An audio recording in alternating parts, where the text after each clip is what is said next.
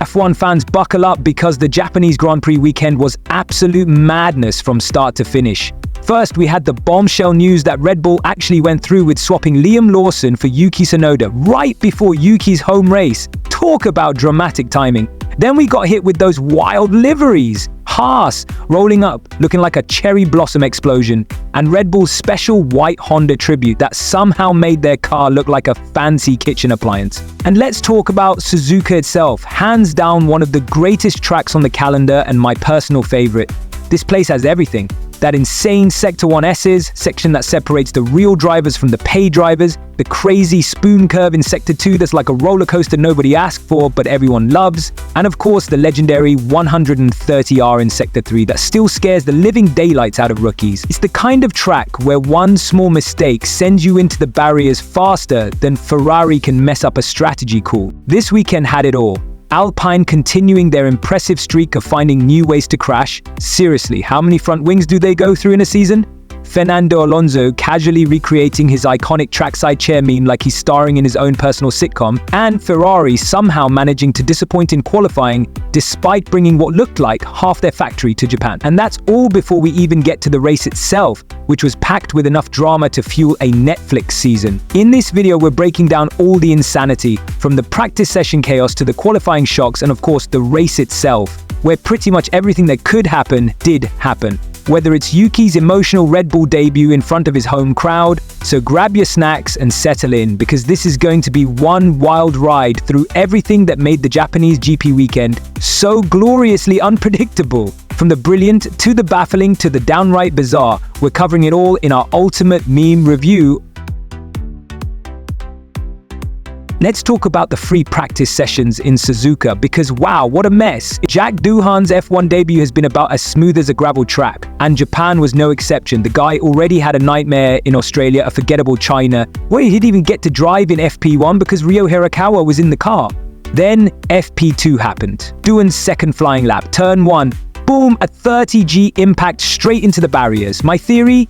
He forgot to manually close the DRS before the corner. In Suzuka, that extra speed is basically a death sentence. You're not turning right with that thing open. Poor guy. Flavio Briatore was probably already on the phone to Franco Colapinto before the wreckage even stopped moving. But Alpine wasn't the only team delivering chaos. Fernando Alonso decided to give us all a heart attack with his little off-track excursion at turn 1. We all dipped into the grass, and for a second we all held our breath. Was this going to be another Alonso v the wall moment? Thankfully no. Instead, we got the return of the legendary Fernando chair meme where he just sat there, absolute gold. Then there was Gabriel Bortoleto. Oh man, that near miss at 130R was terrifying. The guy barely saved it, and his reaction said it all. Pure, unfiltered, I almost died face. Can't blame him. 130R is not the place to lose control unless you fancy a one-way ticket to the medical center. Now, onto the actual pace. FP1 belonged to Lando Norris, FP2 was Oscar Piastri's turn to flex,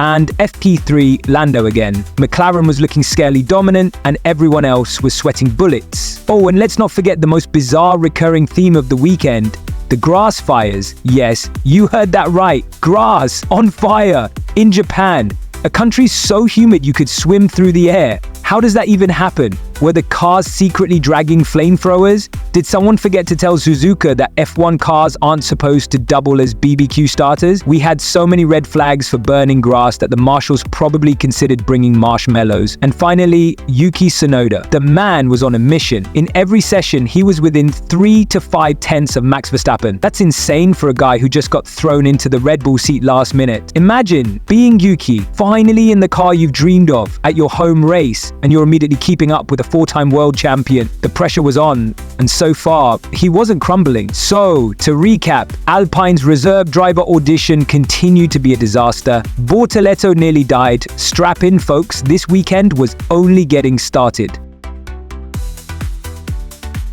What a qualifying session. The man went out there with what's probably only the 3rd or 4th fastest car on the grid and somehow pulled a 1 minute 26 seconds and 963 out of his back pocket. Not just pole position, Not just his 4th consecutive Suzuka pole, but a new lap record breaking Sebastian Vettel's 2019 time. That's his 41st career pole, and the way he reacted on team radio, you'd think it was his first. Pure, unfiltered joy that reminds us why we love this sport. This session was a roller coaster. Through Q1 and Q2, it looked like McLaren were going to waltz away with another pole. Lando and Oscar were looking rapid, George Russell was hanging in there with them, while Max appeared to be stuck in a battle with the Ferraris. Then Q3 happened and boom, Verstappen magic. I literally jumped out of my chair when that lap time came up. This is why they call him the Minister of Propaganda. When the pressure's on, the man delivers. Maybe now people will stop saying it's just a car and recognize this is one of the most talented drivers we've ever seen. Then there's Ferrari, P4 and P8, Charles doing Charles things, beating Louis again, but the car just doesn't have that magic here. You could almost see the disappointment in Fred Vasseur's eyes. Another weekend where they brought upgrades that promised so much and delivered so little. Some feel-good stories further back.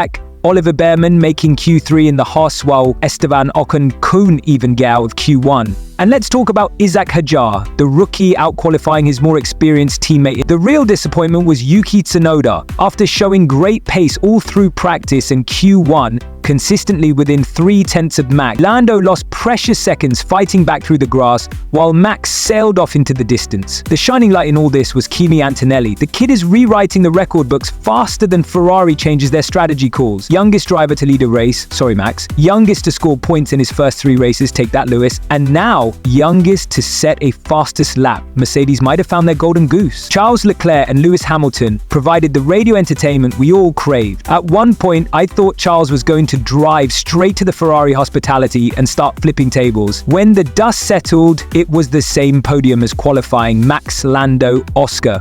The race itself wasn't exactly a thriller, but we did get some nice moments further down the field. Isaac Hadjar and Oliver Behrman both scoring their first F1 points was heartwarming, though Yuki Tsunoda's P12 finish in the Red Bull at his home race left fans wanting more. Let's be real, Suzuka, with only 1 DRS zone, was always going to be tough for overtaking. But when you're in a Red Bull, P12 isn't good enough. The pressure's on Yuki to deliver in the upcoming back-to-back races.